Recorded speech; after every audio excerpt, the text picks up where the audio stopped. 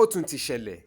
Fídíò Fathia Balogun tẹ́ ń wò tó gba orí ayélujára kan níbi tó ti ń pàṣàmọ̀ wípé tó o bá block mi, Ọlọ́run tí mò ń sìn kò block mi o. Bẹ́ẹ̀ làwọn kan ń gbé káàkiri wípé Funke Akindele ló ń bá wí. Ṣé lóòótọ́ ni?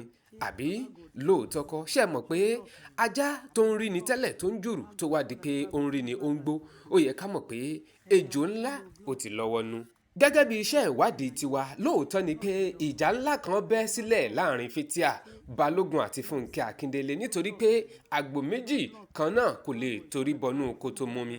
Kí ló wá fà á tíjà ńlá fi bẹ́lẹ̀ láàrin Fathia Balogun àti Funke Akindele? Ẹ gbọ́ dáadáa nínú fídíò yìí. Ṣùgbọ́n kí n tó lọ, tó bá jẹ́ ìgbà àkọ́kọ́ rèé tẹ́ ń bọ́ sórí ìkànnì yìí, ẹ dákun ẹ máa bá mi click lórí subscribe button kẹ́ like kẹ́ share. Ṣùgbọ́n fún gbogbo ẹ̀yin returning subscribers wa, a máa dúpẹ́ lọ́wọ́ yín. Ẹ ṣé àníri ń gbé sọnù bí ò ṣe bí ọmọ. Ẹ̀yin èèyàn mi tẹ́ ń gbé tò, wọ́n mú fídíò kan wá fún yín lẹ́ẹ̀fi mọ̀ wípé bíi tẹ̀gbọ́ntàbúrò ni Fathia àti Funke Akindele ni wọ́n ń bára wọn ṣe.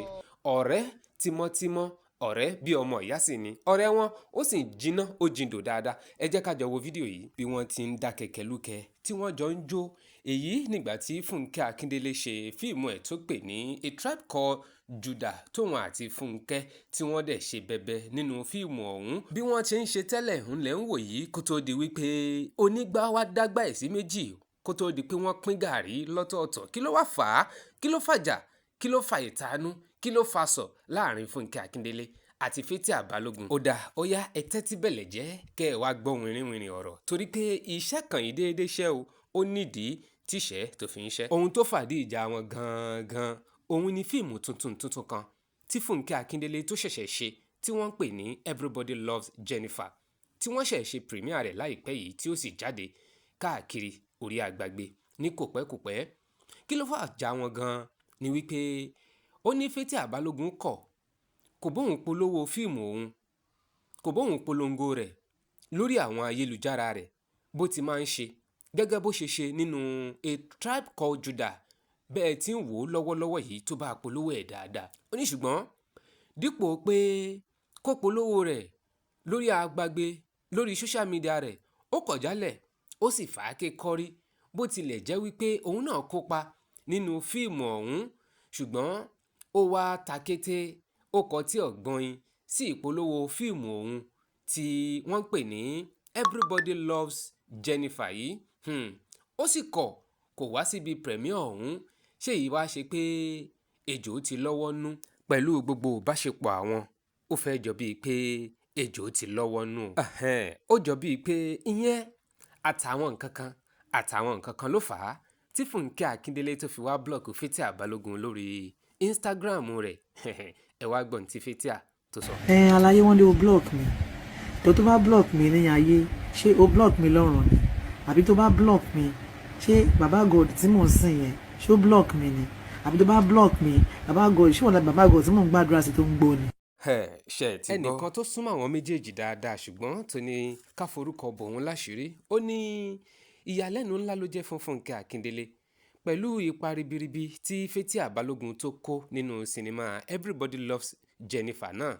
Àmọ́ ìdákẹ́jẹ́ rẹ̀ lórí ìpolówó àti ìpolongo fíìmù náà lórí ayélujára rẹ̀ àti bó ti kọjálẹ̀ bí ó ṣe wá síbi premiere náà ló jẹ́ ohun tó ya Funke Akindele lẹ́nu lọ́pọ̀lọpọ̀ wípé pẹ̀lú gbogbo báwọn ti súnmọ́ra wọn, pẹ̀lú gbogbo báwọn ti close tó, ǹjẹ́ ó yẹ kí ìyá Khalid kó wá ṣe bó ti ṣe yìí? Ohun tó ya Funke Akindele lẹ́nu rèé.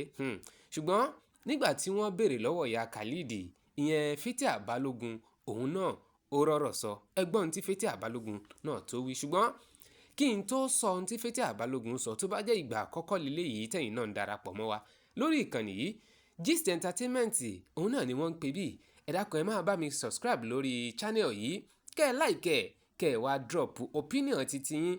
Ó lè jẹ́ wípé n tá a sọ kò rí bẹ́ẹ̀, ẹ̀yin mọ̀ jù bẹ́ẹ̀ lọ. Ẹ drop opinion ti yín àbí n tẹ́ ẹ bá mọ̀ láàrin tó ń ṣẹlẹ̀ láàrin Fathia Balogun àti Funke Akindele.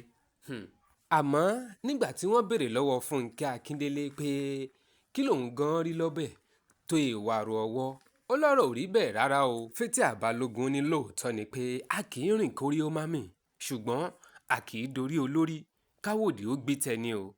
ó lóun náà gan-an pàápàá òun ń ṣiṣẹ́ takuntakun lórí fíìmù òun kan tí yóò di wíwò fún gbogbo olólùfẹ́ òun pátápátá home and abroad. Ẹfúnróyè ló pe àkọlé fíìmù ọ̀hún. Ó lóun fẹ́ kó di mímọ̀ fún gbogbo èèyàn pátápátá káàkiri àgbáńlá ayé, pàápàá òun fẹ́ kó gba àwọ́ọ̀dù lóríṣiríṣi. Ó wá ní nítorí pé fíìmù Ẹfúnróyè tá à ń sọ̀rọ̀ rẹ̀ di unicorn yìí, fíìmù tó jẹ́ pé ó gba òbítíbitì owó àti àsìkò àti ọ̀pọ̀lọpọ̀ nǹkan lọ́wọ́ òun ni. Ìdí rèé tóun sì fi gbájúmọ́ gidigidi wípé ó gbọ́dọ̀ gba àwọ́ọ̀dù fóun lóríṣiríṣi ní Nollywood industry.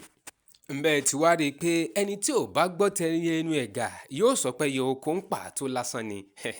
Gẹ́gẹ́ bí wọ́n ti ń gbé káàkiri orí ayélujára tí àwọn olólùfẹ́ Funke Akindele tí wọ́n sọ pé ohun tí Fathia Balogun tó ṣe kò dáa, bẹ́ẹ̀ náà làwọn olólùfẹ́ Fathia Balogun ni wọ́n sọ wípé káre ọmọ ọ̀dọ̀ rere, torí pé èèyàn kì í dorí olórí káwòdì ó wá gbé tiẹ̀.